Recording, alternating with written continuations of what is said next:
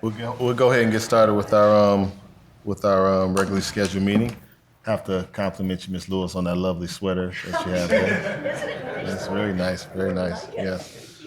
But no, we'll get started with our today's meeting.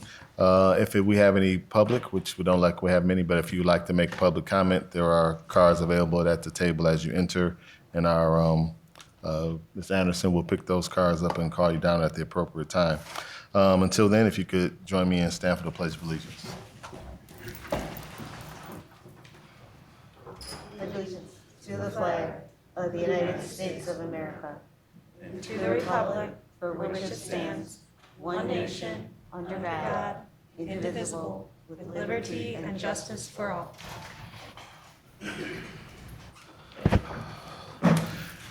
Ms. Grant, will you please call the roll?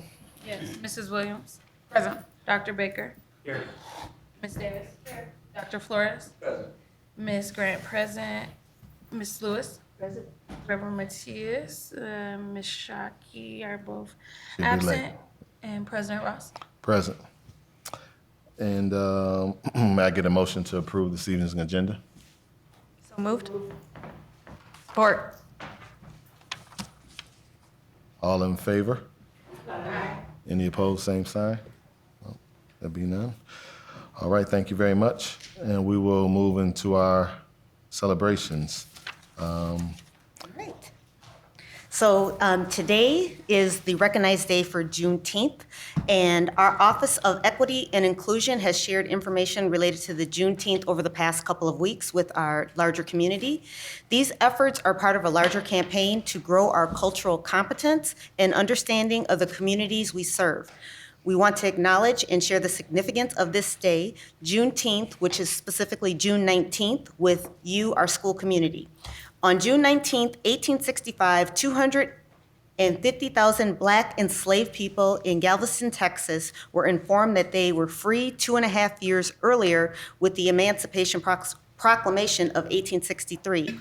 Today, Grand Rapids Public Schools joins our city, state, and nation in commemorating the African American community's commitment to freedom and justice for the descendants of enslaved Black people of this country.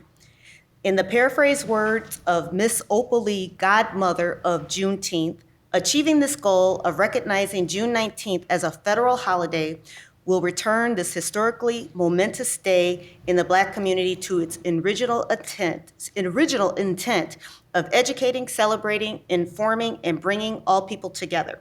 We proudly proclaim, as does the governor of this great state, that June 19th is a time of celebration, learning, and togetherness. And I just want to share with you Governor Whitmer's Juneteenth celebration proclamation dated for June 19th, 2022. Whereas Juneteenth is a holiday marked the end of slavery in the United States, and whereas this year marks the 17th annual State of Michigan Juneteenth Freedom Day recognition, and whereas the Union Army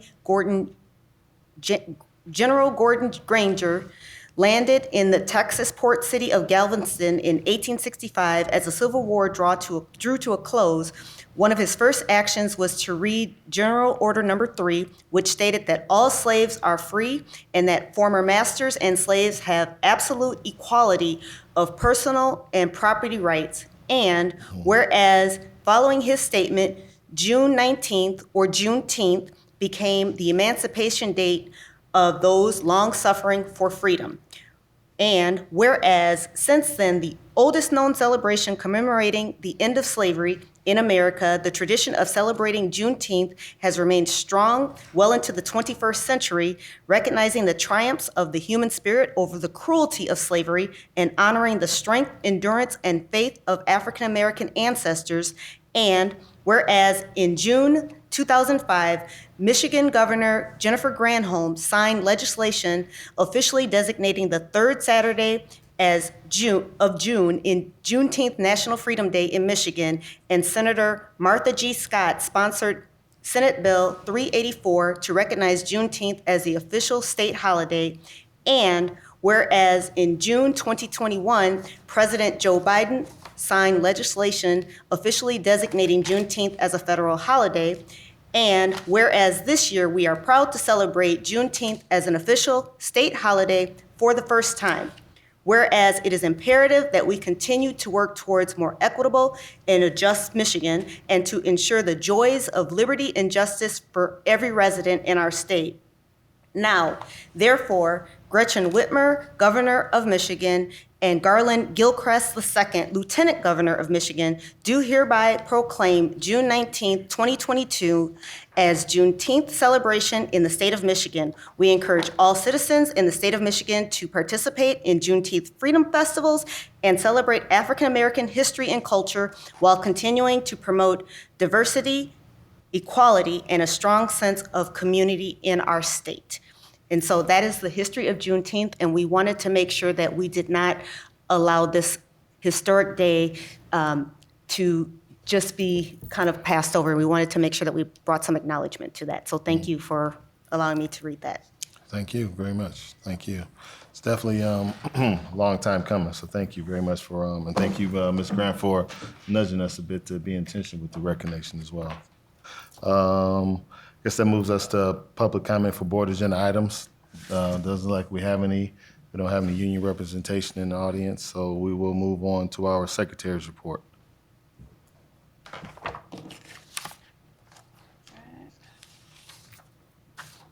I just have a quick update for meeting schedules. Finance Committee will be held on Monday, June 27th at 5 p.m. here in the board chambers. And the City Board Liaison Committee will meet on Thursday, June 30th at 3:30 p.m. In room 101. Thank you. We will move on to our committee chair updates.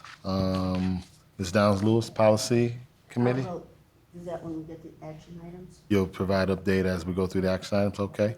Will Superintendent's report then. Right, so we are launching and have launched our GRPS strategic plan, and we also have an update for the GRPS Foundation. So I'm going to ask Mr. Helmholt to come forward to give an update and overview of both.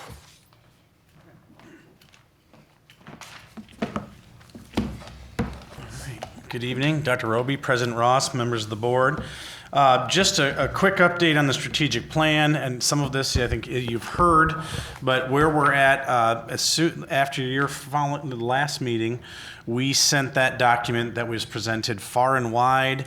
Translations are up, it's posted to social media, posted to the website, and of course, part of that is also to begin a community engagement process where we will not only be rolling out the strategic plan and taking that out on a roadshow with internal and external stakeholders, but that will be aligned with your facilities master planning process. As we know, one of the first major initiatives that's tied to the strategic plan, and multiple initiative action, multiple strategies under under that entire plan is tied around that facilities master planning process. So the next step is to officially appoint the SPICE team, as you might recall. That is the strategic plan implementation and community engagement team. We have shared that with our community partners from the Community Foundation, Urban Core, who have come alongside with some of the recommendations. Some of that will be going to President Ross for him or his designee from the board and others. And the goal is to have that first meeting in mid to early July, so that they can then come alongside and inform what will be brought to you in August, where you might recall the timeline that was approved for the facilities master planning process is that your work session on August 8th, you'll have not only present with the options that the district is bringing back to you for consideration, but also a draft community engagement and input plan with the goal of you to ultimately vote on what that plan will be on August 15th. So it is a tight timeline, but there's a lot of enthusiasm. The good news is the 4 individuals that have been riding alongside us have agreed to be part of the SPICE team. So they've been actively involved. They've seen what we've done with engagement above and beyond what we've ever done before, and certainly there's always room for improvement.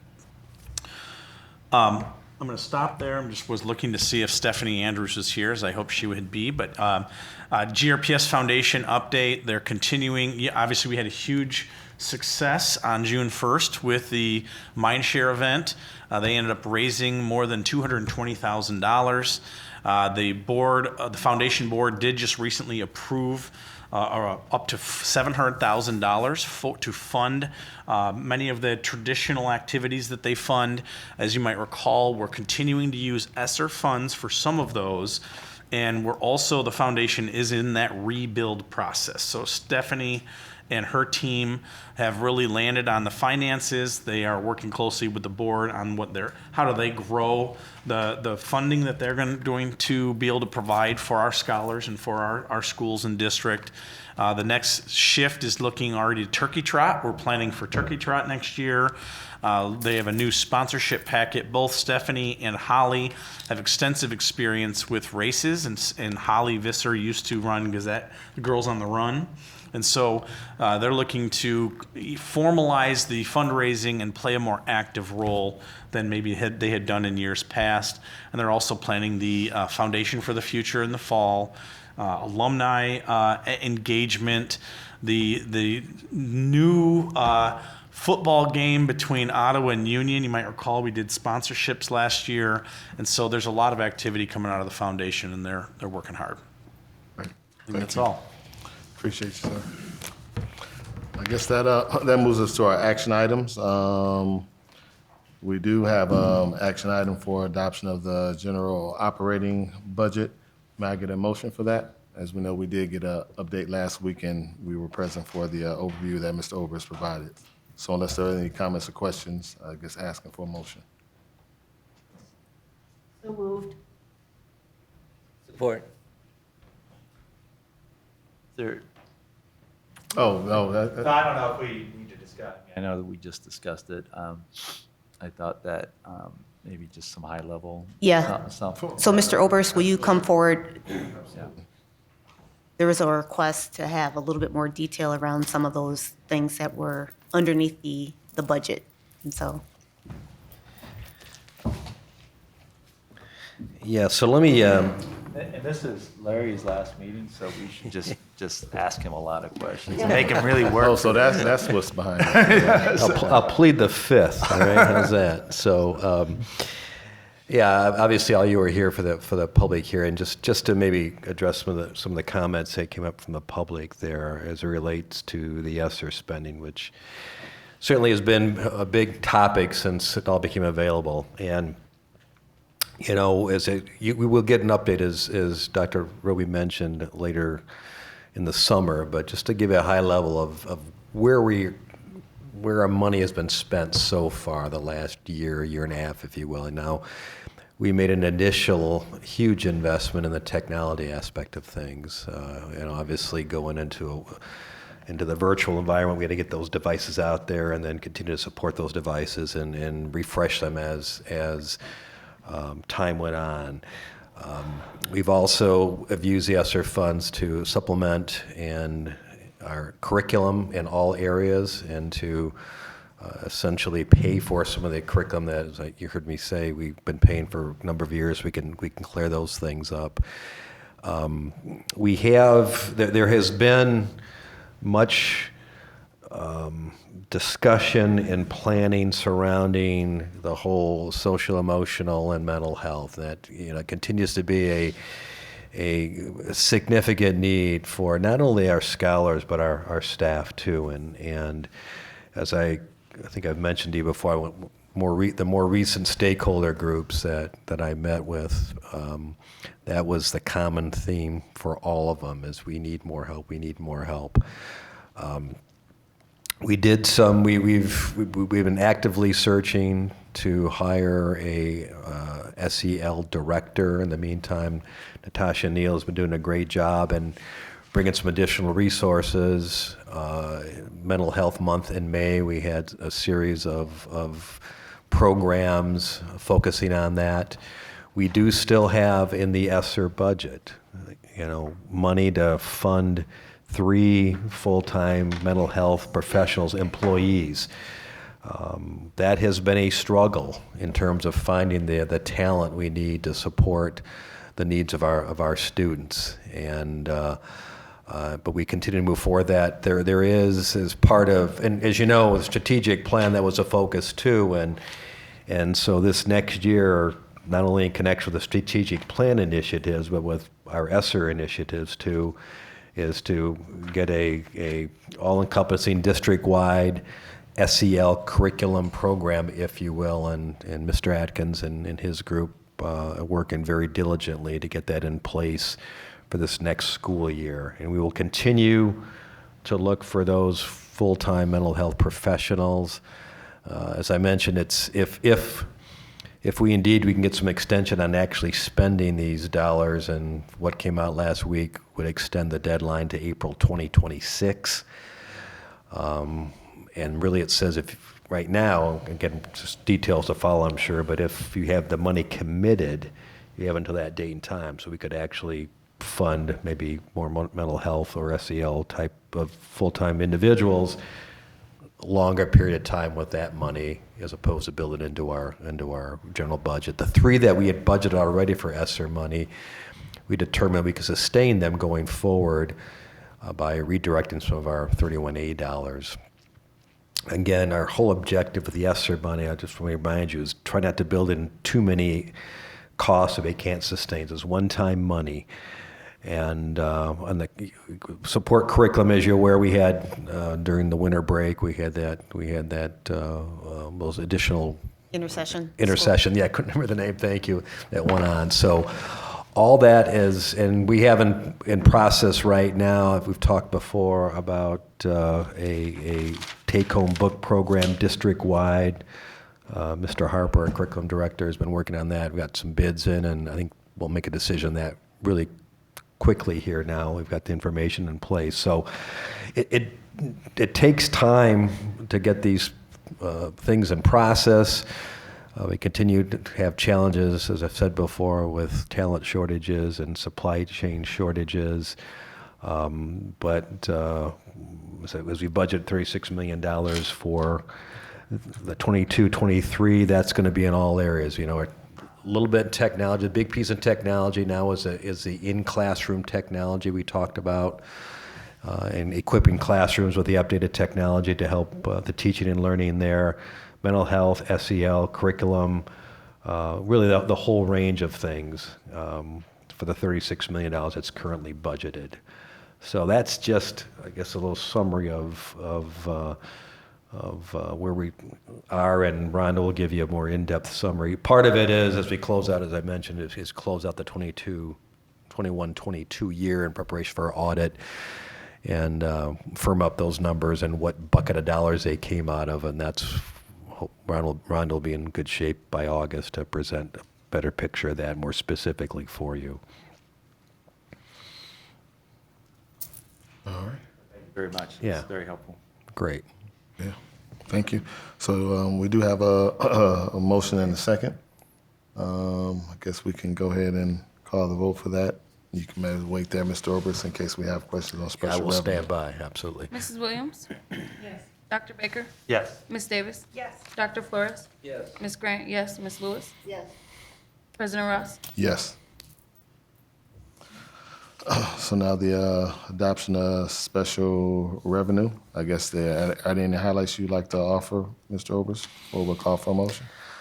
Well, again, let me just, one of the issues that came up in the public comment, and it really relates to the special revenue budget. The major piece of that is our food service program. There was a comment about the food service. That is completely funded with federal dollars, and you know there are requirements with food service programs in terms of nutritional requirements, all those kinds of things.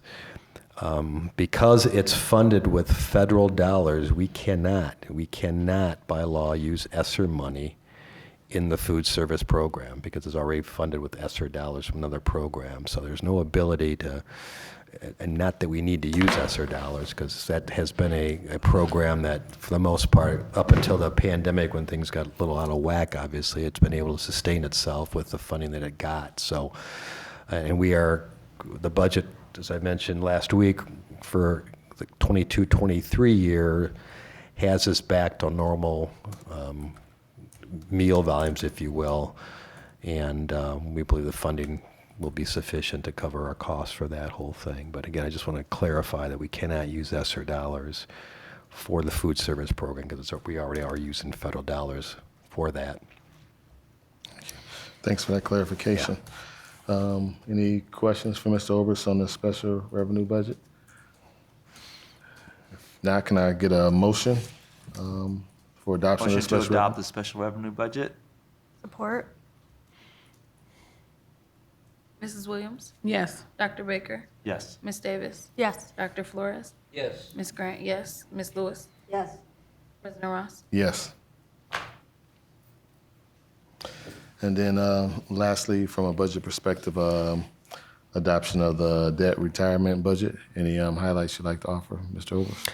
No highlights there. Again, that budget is just to pay off our debt, which we are contractually obligated to do. So that really is a given. We have all our bond outstandings have repayment schedules, and that's what the budgets reflect, the interest and the principal they're due on those various bond issues outstanding. Okay, well, if there are no questions about that, Dr. Baker, look like you're thinking about something? No? Okay. So again, we get a motion for the adoption of the debt retirement budget? So moved. Support. Mrs. Williams? Yes. Dr. Baker? Yes. Ms. Davis? Yes. Dr. Flores? Yes. Ms. Grant, yes. Ms. Lewis? President Ross? Yes. Great, thanks. Thank you. And that moves us to our action item regarding the Academy of Media Production consulting contract. Dr. Gorman, Ms. Lewis.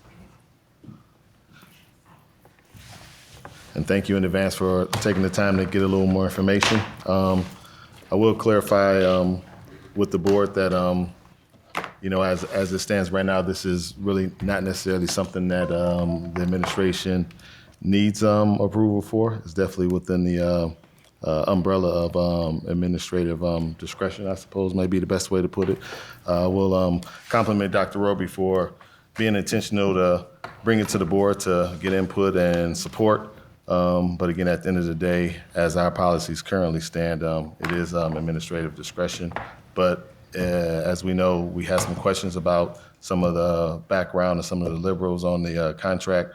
So Dr. Gorman and Mr. Lewis are just going to give us a little more information with that, and then we'll call for motion and take the vote.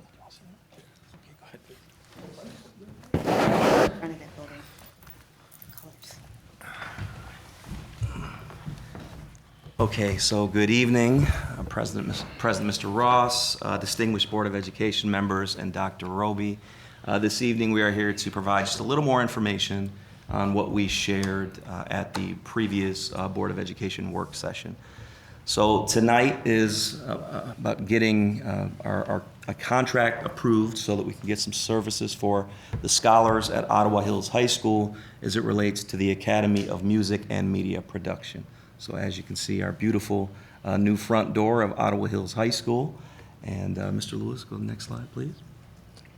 So let me give you a little bit of background information. When we started to engage in the Academy conversation, what we wanted to do was really rethink the services that were being provided at Ottawa Hills High School with the success that we had at Innovation Central High School as it relates to the small academies that we have there. We really wanted to replicate many of those services as well as give the building a significant upgrade, and that significant upgrade has happened. At the time when we were discussing academies for Ottawa Hills, we really were looking at the academies that are listed on the screen, which of course are Academy of Advanced Manufacturing, Academy of Physical Therapy and Sports Management, Academy of Public Safety, Academy of Cosmetology, and Academy of Media Production. So the first academy that we launched was a relatively easy academy to launch, which was the Academy of Hospitality and Tourism. So that was one that was the easiest, it was the quickest, where we had a curriculum already in place from an external provider. So that was the one we went with right away. Scholars were enrolled in the program, things were going relatively well. We were thinking about really what to do next, and then COVID-19 hit, the pandemic hit, And we had begun a program, and now we pretty much stalled everything. And I don't have to remind you all of what happened, but the school district was, scholars were not participating in person, and we were kind of touch and go for a very long time. So as we returned to in-person, it was time to revisit many of the academy options that we initially discussed in 2019 and before. So what we decided to do was we wanted to hear there's a new principal in the building, there's some scholars who weren't in the building before, who hadn't had the opportunity to share their voices with us. So this was an opportunity for us, the administration and central office administration, to ask the scholars, what do you want to see? So something that was going relatively well, of course, was the Academy of Hospitality and Tourism. The scholars, through our survey data, requested we would really like a culinary arts component.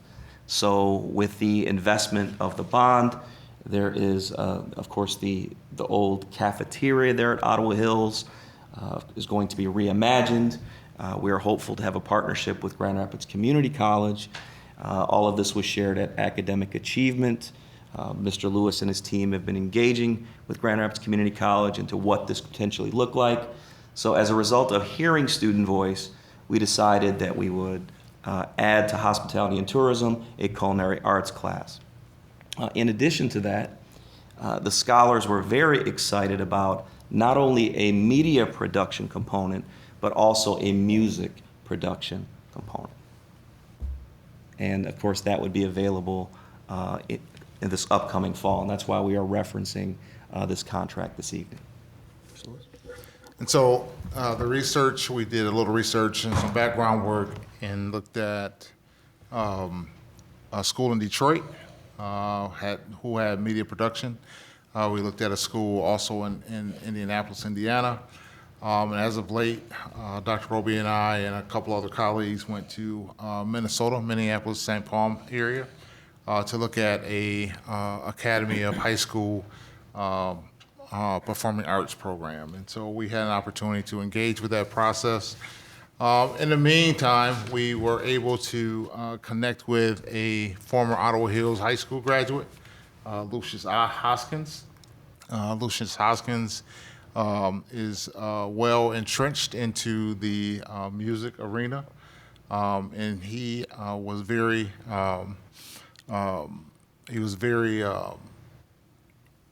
he wanted to work with the Ottawa Hills community because he is a graduate of Ottawa Hills High School.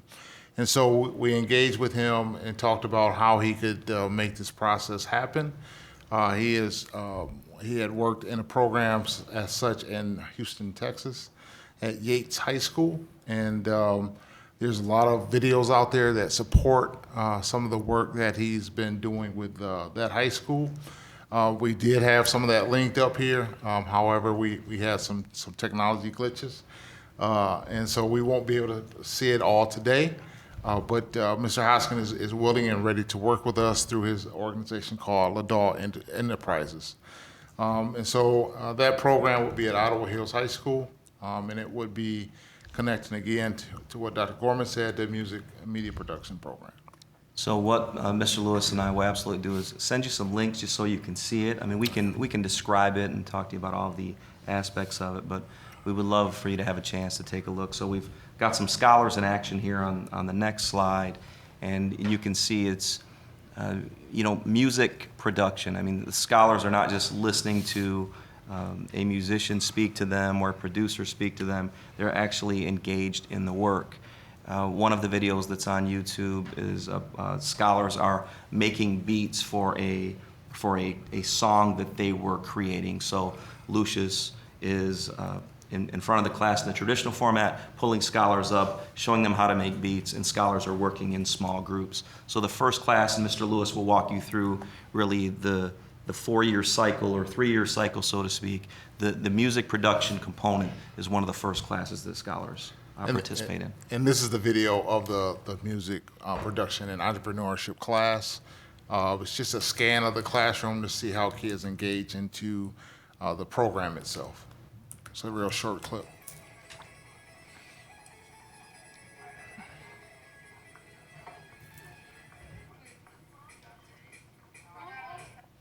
So you got a chance to see them at their actual work stations. They do have some other components where they have a opportunity to get in the sound booth as well and record their music, as well as use some of their production equipment to create and develop songs as well. So here is the program strategy. In the previous work session that we attended last Monday, this is a part of your contract. It's actually the strategy that he uses to support. Yep, absolutely. The strategy that he uses to promote the program that he is connected to.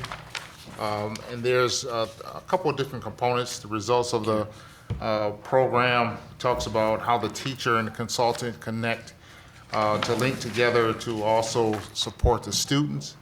The teacher is basically the classroom instructor, creates the learning environment and creates the experiences for those students, and then the consultant provides professional supports and professional learning and the expertise in utilizing a proven curriculum to support the students.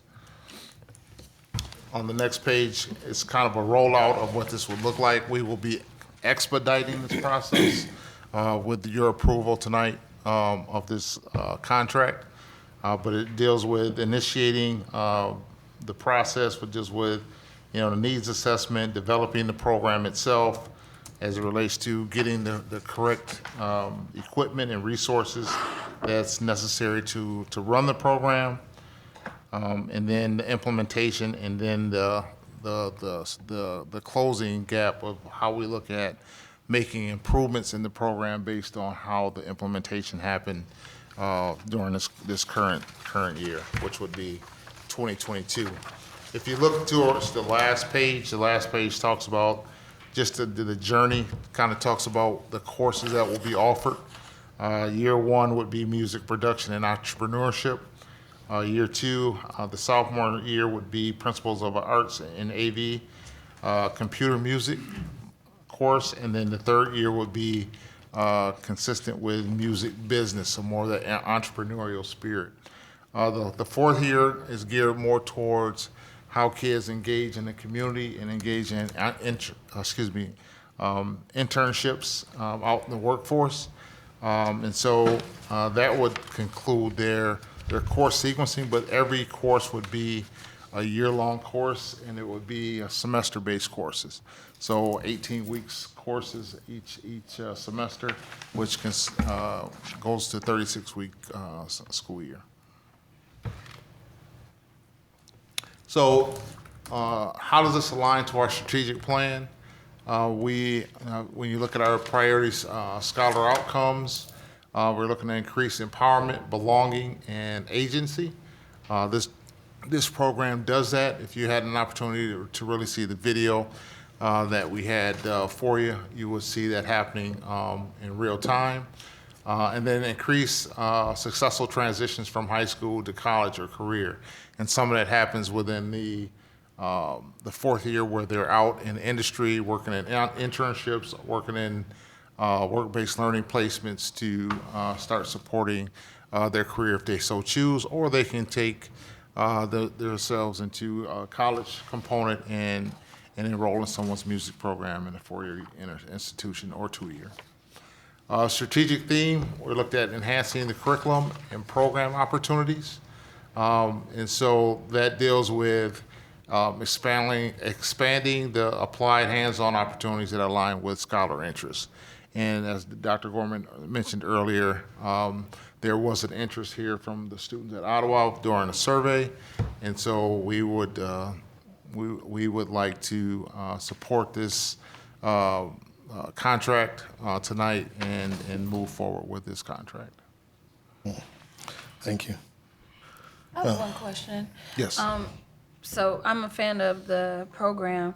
I'm wondering about some of the language. Like, to me, when I'm looking at what the program entails, there's a lot of engineering happening that they're learning, but I didn't hear the language about engineer. I think it would be really beneficial for the students to realize that's what they're doing, and for other people when they talk to them.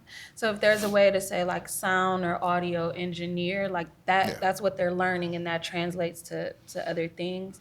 I think that would be really great for them to have that language. Absolutely, thank And you. that is built out into the course sequencing as Okay, well. perfect. Yeah. And even like here, like it's like what are they finishing? That's kind of to me one of the end products. That would be great. But thank you guys for sharing. Thank you. I have one question. Now, how many of these college within a college or school within a school, how many are we running? Are we still doing the We're- hospitality or the food No, services, the we're hotel? currently running the Academy of Hospitality and Tourism, and we're going to add a culinary component to that this fall, and then we're going to launch the Academy of Media and Music Production. How many students does it impact? It says 85,000 approximately, then it says one time 15 to 20 students is, So that's a cohort. So we will start the cohort this fall, and as I mentioned during the work session last Monday, the first cohort's going to be 24, right? That's our initial cohort. But if we get interest of 35 to 40, we'll increase that and create another section of courses. Another cohort next year, another cohort the year after, another cohort the year after that. So hopefully scholars really want to participate in this. I mean, those are the numbers on the low end, Yeah. but we're hopeful that the numbers will be significantly higher than that.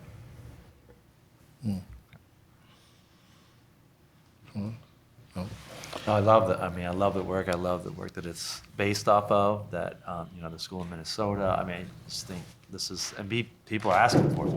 People want this. I think it's a great opportunity, and I love the programs at Central, and, since my son went through those programs, I know a lot of the students that graduate from those programs are doing great things, and so if this gives a stronger meaning to what Ottawa Hills is, I think it's fantastic. I guess only question I do have, while I don't expect that we would want to get out of the agreement early, as I read the language for the terms and the possible termination, I guess I'm just not clear that we have ability to, it doesn't really say in here necessarily that the agreement will be renewed. It almost reads as if Liddell Enterprises sort of holding all the cards if we wanted to end the agreement. So again, it's an annual review of the contract. Either party has the opportunity to pull out of the contract on an annual basis, but it is written as a 3-year contract. Yeah, I just didn't really see anywhere. I did see in the termination that either party may terminate by providing 30 days notice if aggrieved. And I guess aggrieved is part of the reason we have Ms. Lusk on staff. I guess that'd be her task to make that argument that we were aggrieved. So, yeah. All right, I guess I just, not necessarily being an attorney, aggrieved just seemed like I guess what might the standard be for aggrieved? I don't know, Ms. Lusk. When we say, Or is it really just if one party wants to? I was just trying to understand really what the bar is for being aggrieved. I mean, is it I'm talking about the ability if we wanted to end the contract. The termination language speaks about 30 days if aggrieved, and I guess I'm just trying to get some understanding of what the legal standard might be with that. If someone hasn't read the contract on that, if I could take a look at that language, that'd be helpful. 2.4.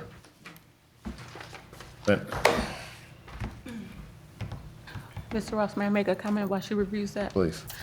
So I would like to say thank you to Dr. Roby and the team for thinking a little bit more out the box, lifting up that creative voice of our students and understanding that this is an area that many students are interested in, of course, as we've heard directly from them, but it is a way for people to have successful, sustainable income and lives outside of the mainstream that we just think, oh, just go in this path. And so as we explore ways to do that with constructions and trades, this is indeed a trade that will translate in many areas. And so I am excited that we have kind of stepped outside of the box and did that. And I will say even moreover, I am excited about the fact that we are partnering with a GRPS alum. I'm always a big advocate for that. And so when I see that, I am excited about the ways that we can also pour back into students through their alumni. And I think the students will walk away with a very rich experience having received that from one of their own that is successful in that industry, who has met the standards of the industry success with a Grammy and things of that nature, to come back to their school and then share that with them. So thank you so much for that. All right, so the aggrieved language, this is, and I know that grievances is a hot word in school districts, but aggrieved in this context simply means the party that's claiming that a breach has occurred. It doesn't actually mean that a breach has occurred, and we can make every argument under the sun if, for whatever reason, Liddell Enterprises is claiming that we breached the contract. We have all the arguments available to us to say that it wasn't a breach of contract. So it's just the language that says, or that indicates it's the party that's bringing the claim of an alleged breach. That's all. So end of the day, if we did want to exercise that, and if there was a dispute in that regard, then I guess that would be up to arbitration or a court of law to determine whether or not we were actually aggrieved. That's exactly right. Now, also keep in mind, well, not that we were aggrieved whether a breach occurred. Aggrieved Okay. is just the language we happen Fair to be enough. using in this contract to say that is the party bringing the claim. Just so the board is aware, this termination provision also permits us to end the contract with 30 days notice for any reason at all.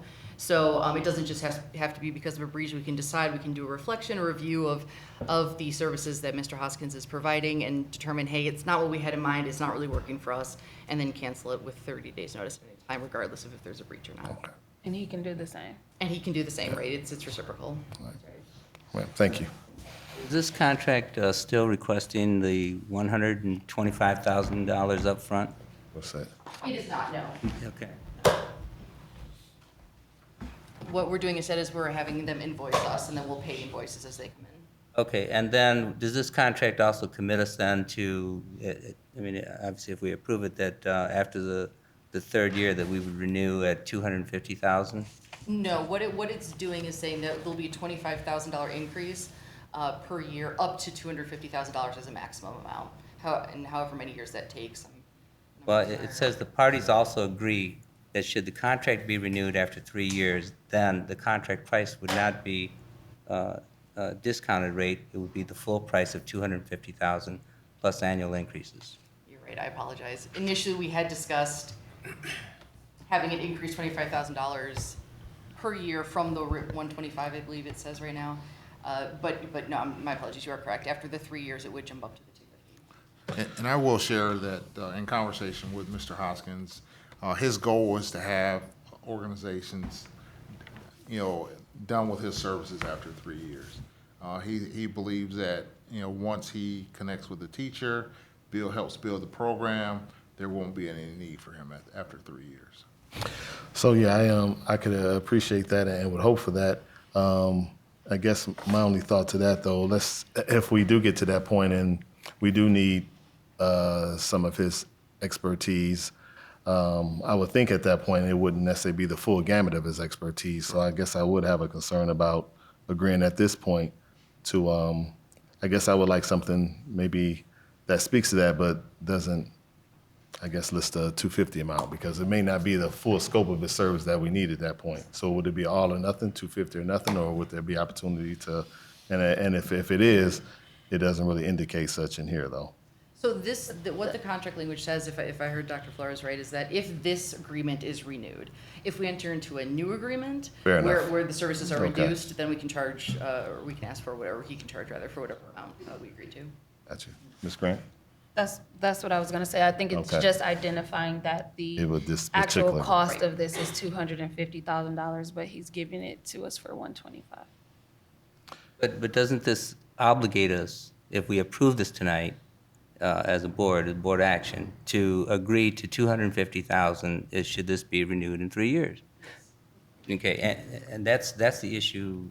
Well, I mean, the last session we had, I took issue with paying $125,000 up front. And now I still take issue with the $250,000 that we're agreeing to in this agreement, should it be renewed.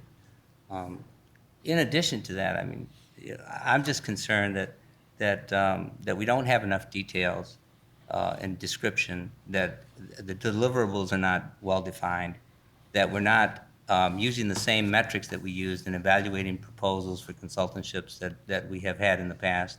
And I will point to the 30-page document that we have submitted by Greenway Strategy Group for our strategic plan. And I just ask you to compare those. For $75,000 that we got, it had everything. It had everything, every ingredient as to how we would reach the objectives that we were contracting for. And I believe that those standards ought to be applied in this particular contract. It is not that I disagree with the concept.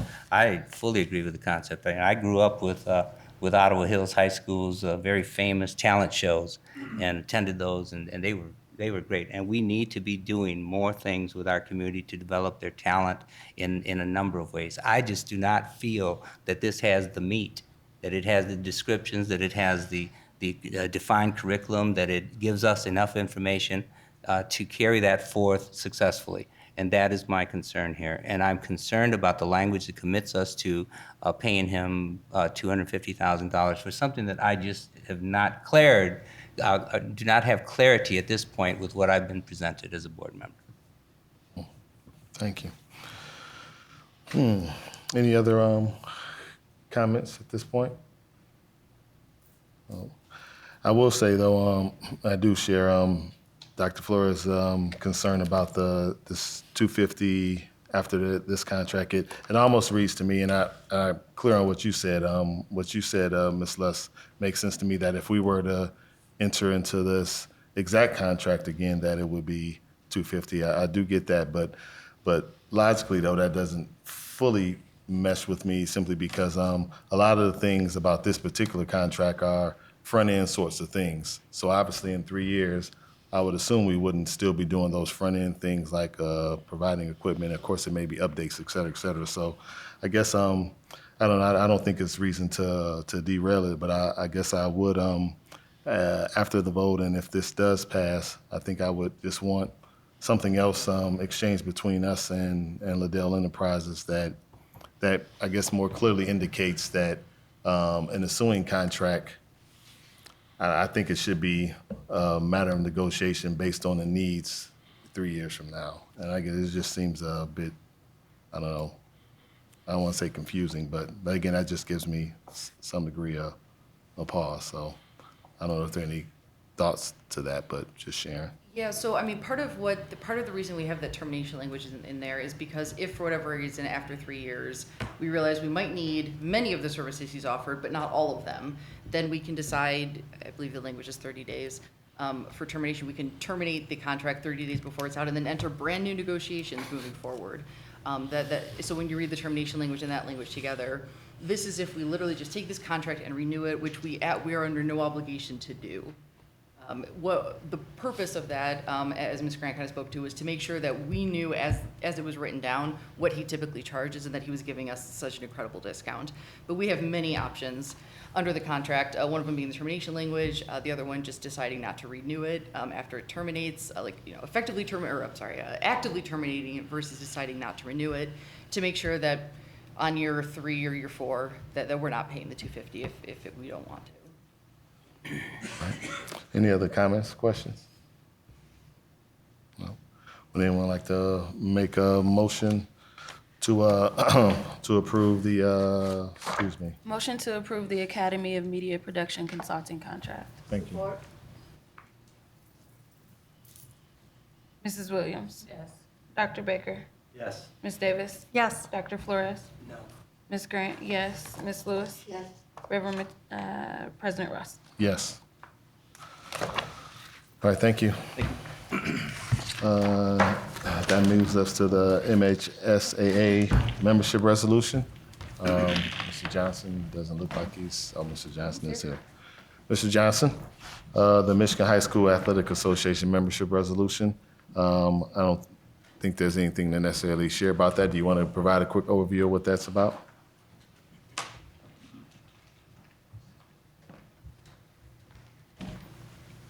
Good evening, President Ross, Dr. Roby, Superintendent, and the board members.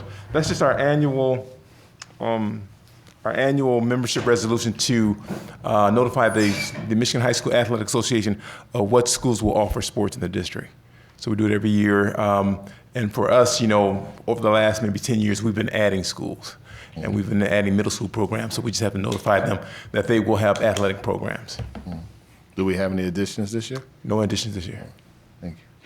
Any clarifying questions for Mr. Johnson? No? If not, can we get a motion to approve the MHSAA membership resolution? So moved. Support? Thank you, sir. Mrs. Williams? Yes. Dr. Baker? Yes. Ms. Davis? Yes. Dr. Flores? Yes. Ms. Grant, yes. Ms. Lewis? Yes. And President Ross? Yes. All right. All right, thank you. Thank you, sir. Ms. Downs Lewis, we have a few action items coming from the policy. Would you like to, we're going to start with the Bylaw 1030 membership. Right, and what we have done is we have added some words, some wording, changed a little bit, but we've added compensation. And it says board members may be paid a monthly stipend in the amount determined by the board. Basically, that means we can give ourselves a raise if we want. Yeah, for So sure. that language was. Well, yeah, there was no mention of that in the policy before, but as you know, the small stipend that we receive has been pretty much around the same for about 16 years at least. Not that long, because it changed. Not that long? It When changed you- probably in 2000. It changed while I was on the board, and it seemed like it was around 2010, so about 12. Well, it didn't change since I've been on the board, since When did you get on? 2000. So you're right, 2011.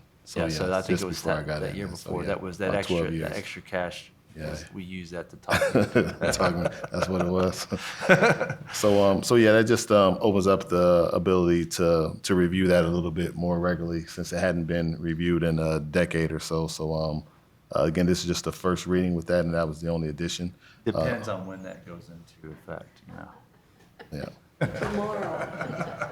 January 1. I think for clarification, we should share what the Oh yeah, it is only $300 a month for anyone who cares. $300 a month, and there have been times where, as a board member, I've spent minus- it's like that's before $260. There's been times I spent 10 plus hours a week, 20 hours a week, depending on what's happened with the board. So I was going to clarify Yeah, what clarify, the board yes. stipend Thank you. is. When it and- went out before, it went from 200 to 300, and before that, it had been like 15 years before. So this is.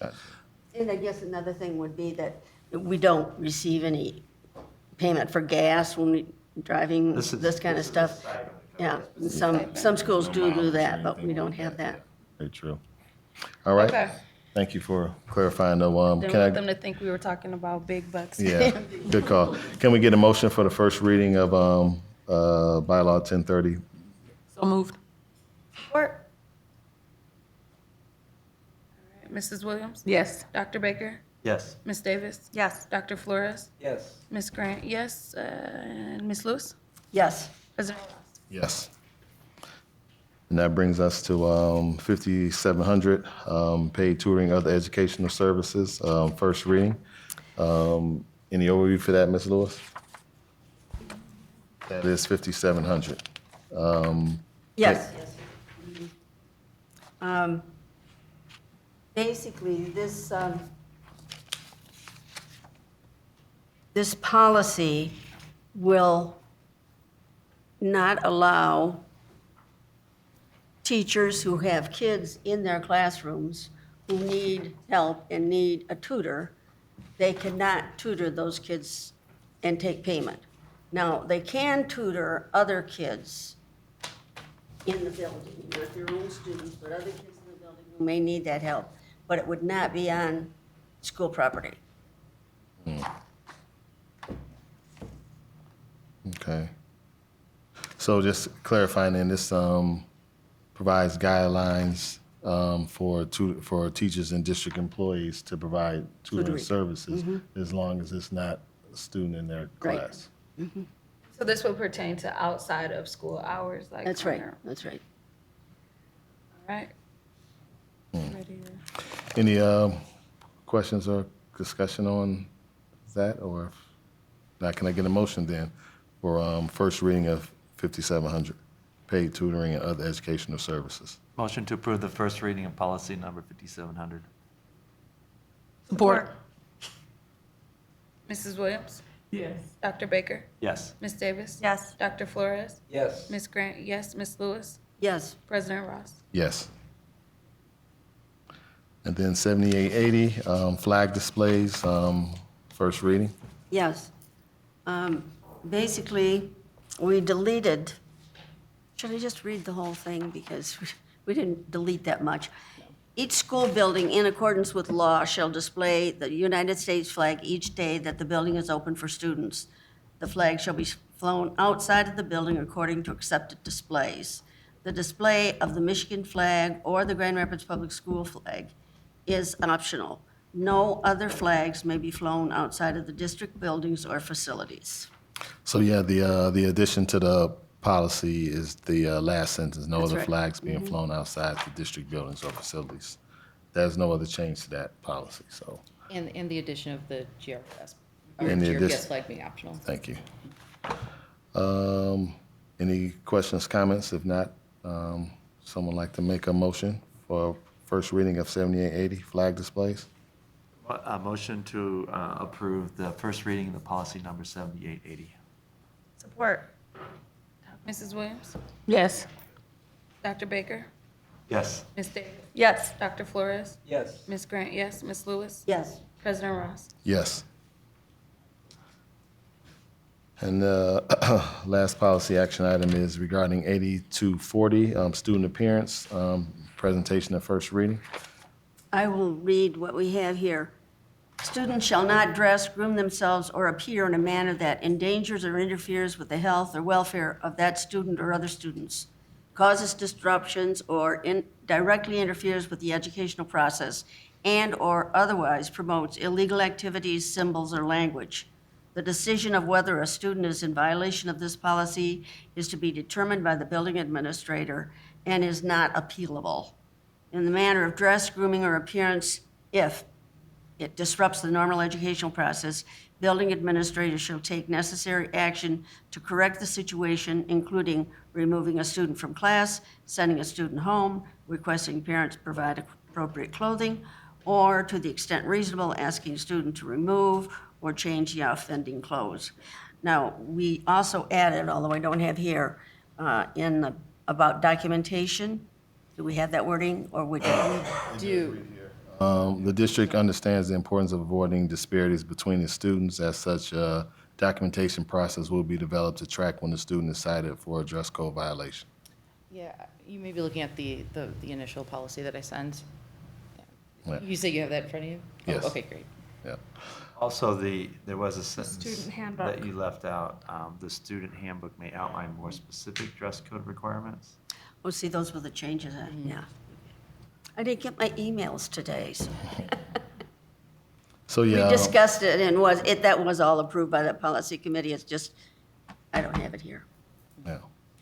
So this seems a little bit vague to me unless the handbook is going to account for it. And with the addition of groom themselves, so I'm reminded for all of us that have read City Within a City, the mustache. So this could be, I'm assuming that we wouldn't have someone try to implement this, but this could be viewed that way, that a principal could decide that facial hair or the way a student wears their hair, and that would be not something that we would want to be a problem.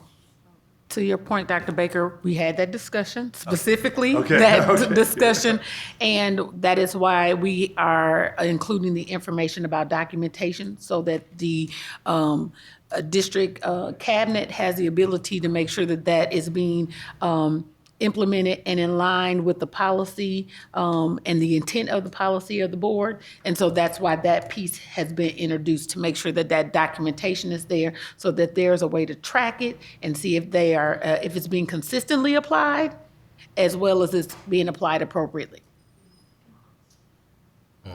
history does matter, and knowing it is evidently important. So that's good. I just want to throw Anya under the bus because it was right here. I just had this stuff and I went with this stuff. So this is the correct thing that we approved.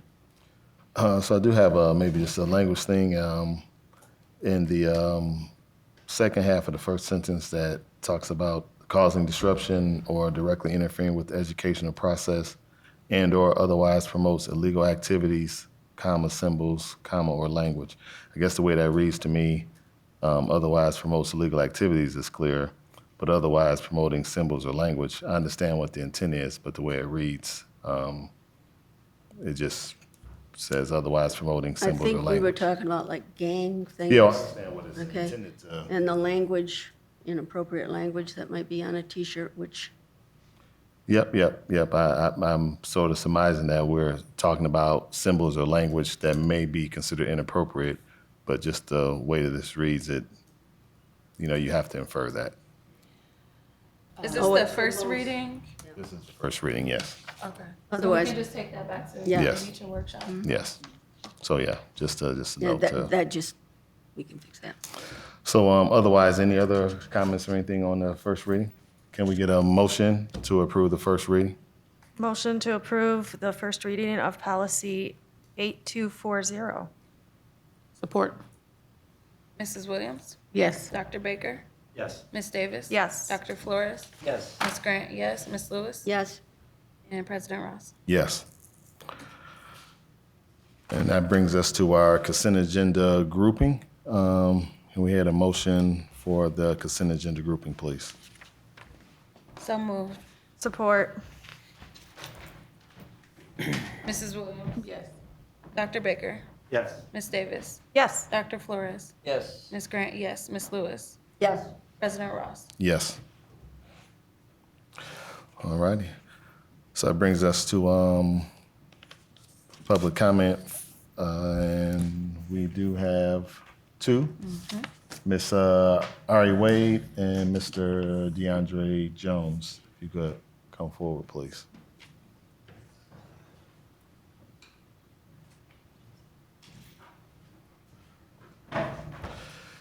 And as that's a reminder, Mr. Jones' public comment is limited to 3 minutes. So I'll give you a notice if you go over, but otherwise feel free and offer your comment. All right, cool. Am I going first or? So go ahead. All right, cool. Let me make sure. Is it this one? All right, I had to make sure. How you doing, everybody? My name is DeAndre Jones. I hope that's the athletic director back there. Is that Mr. Johnson? It is. I got a couple of things I want to talk to you about, specifically esports. I would like that to be implemented into our school district. I've been talking about this for a while. I'm very passionate about esports. It's $1 billion industry. It surpassed every single physical sport, basketball, soccer, football, you name it. It surpassed it. And so I would like this to be implemented into our school district. I think it'll be very beneficial for our students. If you look at the Saudi government, they gave $1 billion to their government to create esports because they're so known as oil tycoons that they actually want to be known for another industry sector, which is esports. And so I think very broadly, I think very big. I want to be able to create opportunities for our students here because I'm very passionate about this, but I really see the benefit of it. We have 33 plus schools that is playing competitive esports, and I believe that our students should be able to have this opportunity. I would like for us to be able to create more sustainable and renewable energy schools if we can potentially make improvement to our school district because, like I said, this is the second worst city for economic development for African American students, and if I had a kid, I wouldn't want my kid to grow up in a school district that doesn't promote sustainability or renewable energy, knowing that corporations get millions of dollars and people lobby politicians to be able to not promote, but to be able to to put toxins into our neighborhoods, and our communities don't even know it. At least 9 million people actually die from air pollution. And so I would like for our school district to take sustainability of renewable energy serious, because this is the second worst city for economic development. We have a lot of African American and Hispanic students in our school district, and I guarantee you that their community has some type of health disparities. People complain about our school district, people complain about the lack of opportunity, people complain about just the health and wellness, and I would want the health and wellness to be good for our students, for our staff, for anybody that goes inside those buildings. And so I would like for you guys to really take the sustainability, renewable energy piece serious. I would like for you guys to implement esports into our schools programming, seeing that you guys just recently renewed your membership with the Michigan High Schools Athletic Association or something like that. But I would like for you guys to really take this serious, because I don't want to come here like in 10 years, you know what I'm saying, and this isn't implemented, and then the industry grew and then you guys are behind. The United States is already behind. It's a lot of countries that have implemented this, and I was just talking to a guy today. It's other countries that have a larger esports population than our population here in the United States, and they're very engaged, and that's only going to grow. And so I would ask for you guys to take this serious, look into it. I can send you presentations of other people that have implemented these things, STEM programs, coding programs that go along with this. So it's not just the end. I know it's new.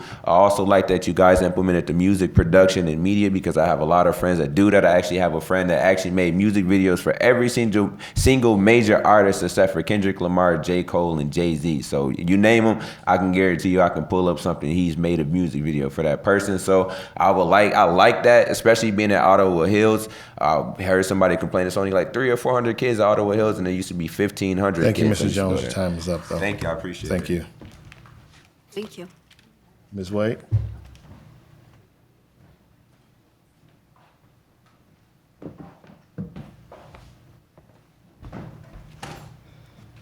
Hello, let me get into it. I only got 3 minutes. I didn't know that. So, I'm a parent. My name is Ari Wade. I'm a parent at Southwest Middle High School. And recently, my daughter just got into 9th grade, and a lot of information was given during the building of the school. But then COVID happened, and we were just happy that they were getting back in school. So, as the school year progressed, I started asking questions about the curriculum, and I just ultimately just wasn't impressed. So I just want to talk to you about the conversations that I've had with Mr. Lewis, Mr. Hemholt, Mr. Rusticus over at the school, and just bring it to your attention in a call to action, actually. So amongst a few things that I was concerned about, curriculum was one of them that I know that it's a little bit harder to make changes. And so one of the things was the dual enrollment with college courses.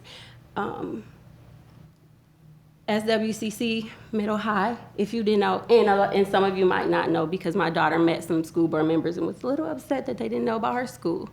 It is a dual immersion high school, trailblazing school. It's not a lot of schools like this. There's 277 kids. Of that, 252 are Hispanic, 9 are Black, 3 are white. So it's concerning that the curriculum is not as impressive for those kids, and I think they deserve more. So one of the things is the dual enrollment into college does not offer any Spanish classes. This is Academia Bilingue. That it has to happen. Also, there's questions about interpretation and translation classes. It was said in the meeting that could happen after school, but I think that's unacceptable, and that needs to happen within the curriculum. I just overall feel like the curriculum has not been, more energy was put into building the building than the curriculum. We designed a School of Economicology, Aviation, around the zoo, and now Academy of Music and Media Production. I think Southwest Middle High School deserves that type of attention. It's really basic if you look into the curriculum. They're doing the same things that they did in the elementary and middle school. My daughter's been there since kindergarten. She's a bilingual Black girl, but she needs more. And the students, the Hispanic students, they deserve to have a curriculum that really celebrates their language. And They need to be in preparation to visit countries that speak that language. It's so many possibilities. I just want to bring to the board's attention that this is not going to be my last time for pushing this. I am a parent that has great expectations for this school. My daughter has the opportunity to go to so many other schools and experience that big high school feeling like she wants, but I believe in this model, but it just has to offer more for our students. Thank you. Thank you. That brings us to superintendent's comments. All right, so good evening, everyone. This is kind of a hard meeting in the sense of I have lots of just positive emotions, and I wanted to just share and lift up some of our staff members who are leaving us to do some other things. As you know, whenever you have a change in leadership, sometimes the organization changes. I've been in districts where new superintendents have come on board and they have decided to replace their entire cabinet. That's not how I function. And I will say that what I am so appreciative of, as I have been here for beginning my third year as of July 1, that I have had leaders who have been in step with me and helping to ensure that our district was able to move forward in a very positive way during some very uncertain times. As you know, we are experiencing a pandemic, or we've experienced a pandemic together. So it was, they could have easily said, yeah, I'm ready to do something different. And so I just want to lift up a couple of our colleagues who are here today, and then also a couple who are not, who are transitioning to some other areas. Mr. Larry Oberst, as you know, is everything financial. And Mr. Oberst has set our district into a place of financial security, and that's always a good thing. And he is retiring and going on to do some whatever retirees do. So we wish him the very best. There you go, volunteer at the school district. Mr. Helmholt and Dr. Ron Gorman have decided to do some other things. Mr. Helmholt is going to be a president of a company here in Grand Rapids area, and I have so appreciated, as we've had lots of different communications and needs, the things that he has done for our district, and I am so excited for him as he takes on this new leadership role in Grand Rapids, but will stay very close to us, and I'm excited for him. And Dr. Gorman, what can I say? Dr. Gorman has been a thought partner, a wonderful leader. What could have been an awkward transition between he and I, as he was the interim superintendent, he embraced me and made me feel successful and welcome in this community. From the time that this board hired me, Dr. Gorman called me the next day to say, welcome, how can I be of assistance? And that speaks to who he is and how he cares about GRPS. And so I want to lift up those three folks. Dr. Gorman is about to become the assistant superintendent of Kent County ISD, and we are excited for him as he will take on a new leadership role across our county. And because he has the heart of GRPS in his veins, that I know that our relationship with the ISD will only continue to be stronger. Two more that they're not here this evening, but I just want to acknowledge. Ms. Toni Moore, who is our Executive Director of Special Education, has decided to take a role closer to home in the Kentwood Public Schools. She is moving to a Director of Special Education in that district. And then Dana Byalk, who is the Executive Assistant along with Julie. And Dana is retiring. This has been a long time coming for her. She wanted to stay on to make sure that I had a solid foundation as I transitioned into this role. And so I need to just say that all, with leadership, there's always change, but each of these people have been a part of my team during the first 2 years, and I am appreciative of them. I know that we'll have new leaders who will take on new roles, and we'll redefine some of our roles within our organization, but I just wanted to say that publicly. So congratulations to the 3 gentlemen as you are transitioning, and certainly I just wanted to make sure that the board was aware of the others. Thank you.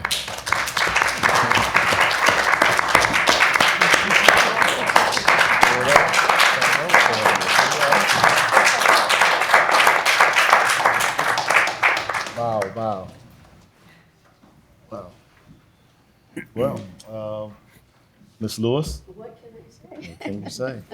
Just thank you to these people that I've had the privilege of working with for the past 5 years, and knowing that I could always turn to them when I had a problem. And I still don't know what sinking funds are, but I'm sure someone will teach me one of these days. So, but thank you guys very much. Very much. Larry, you still have time. Do one last lesson.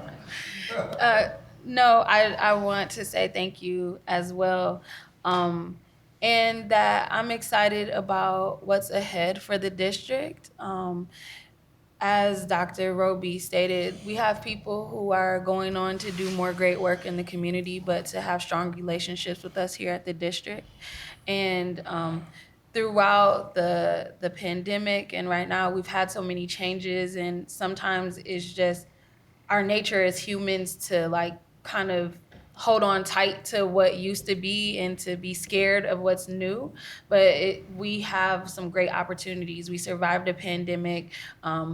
We are looking at new schools and looking at, not new schools, but new academies, and we're looking at reinvesting into our neighborhood schools. I think it's a really exciting time for GRPS. Doesn't mean that it's easy, but what will come on the other side of some really hard work will be really transformational for our families and communities if we just stick to it and stay excited about it instead of scared of what's next. Dr. Baker. Yeah, I just reflecting here on the family that we have here in a way, and just imagining. Well, I can't imagine Dana not being upstairs, and for those of us that know Dana, know that she's been a large part while this district has been going well. Larry, I mean, the responsiveness that you've had and remembered stuff. I know our board meetings are going to get shorter, but but partly because you had such a breadth of keeping track of stuff, and really, and I can't imagine GRPS without Ron and John. And so it's just your ascent to leadership here happened around the same time I got on the board. I know that. I can't imagine anyone feeling more care and concern and investment in GRPS than the two of you.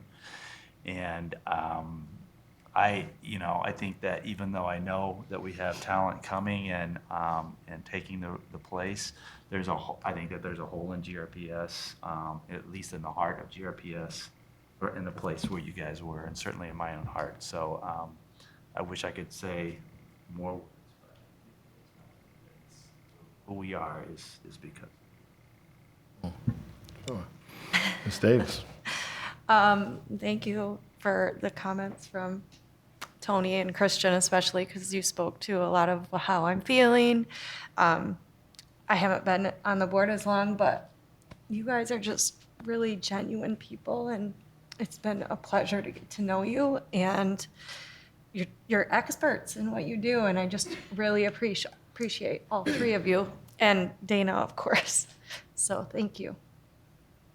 Well, I'm just so proud of you, and I've expressed that to you personally for your appointments recently. I think the receiving organizations that are going to benefit from your talent and your skills and your dedication, I think they're the ones that we ought to be envying, because you guys have a lot to offer.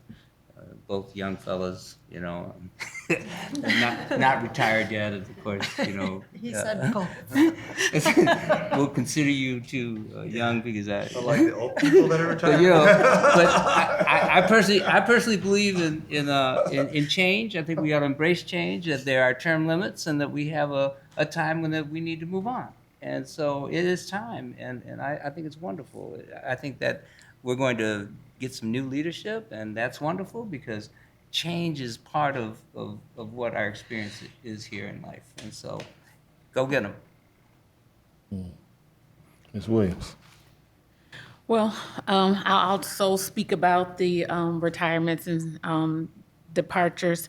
Ms. Moore, I am appreciative of us getting the chance to talk about being in this wonderful Greek sisterhood and sharing those moments with you, Mr. Oberst, for all the robust reports and those meetings before the finance committee meetings where you kind of brought me along and helped me really understand the finances of the district. I appreciate that. Dana, even though you're not here, I appreciate you having us all look so good for graduation and being able to represent the district properly. Ron, I love the heart that you have and how you shared your compassion with our scholars, and they displayed that back to you, and I so appreciate that about you. John, thank you for all the talking points and making sure I look good as I share in the community. I appreciate that, and I hope that both Ron and John, we can get together for another hip hop show. Since you guys will be gone from the district, we can do that again officially. Thank you all. What's up? Well, I don't know. I was just gonna say no comment because it was maybe easier. There's not much else to say, honestly, but I think I will be remiss and not, I guess, not just complimenting the folks that are leaving, but also just genuinely saying how much we will miss you, genuinely. You know, always joking, whatever circle I'm in, if John Hemho's name comes up, if I don't say it aloud, I say it in my head, the hardest working man in Grand Rapids, who takes 5 steps where everywhere else is 1 step for sure. Always moving around, trying to get things done and really, blood, sweat, and tears for Grand Rapids Public Schools. And that is to be really appreciated over the years. Just your commitment to the district and your commitment to supporting the board. Again, it's just, feels like to some degree irreplaceable. But again, like Dr. Flores said, for everything, there's always a new opportunity. I have confidence in our superintendent to maybe not get someone as hardworking as you, but hopefully just as talented for sure. Dr. Gorman, I think I've given you your flowers multiple times over the years, and just know that I'm always in your corner to be a support and advocate however I can. And again, just thank you both. And Mr. Oberst, appreciate you unquestionably, but I'm sure you can imagine it's difficult to get some shine with those 2 guys in front of you. So, it just is what it is. So, but no, thank you very much for your years, and best to you moving forward and your families. And thank everyone else who's come out and advocated for the things that you think are important to the district. Please continue to do so, and know that although you may not see change immediately the next day, there's never anything that you offer to the board that isn't really seriously considered and try to see how we can kind of take some of those things and put them into practice. So I guess with that, our meeting is adjourned. Thank you.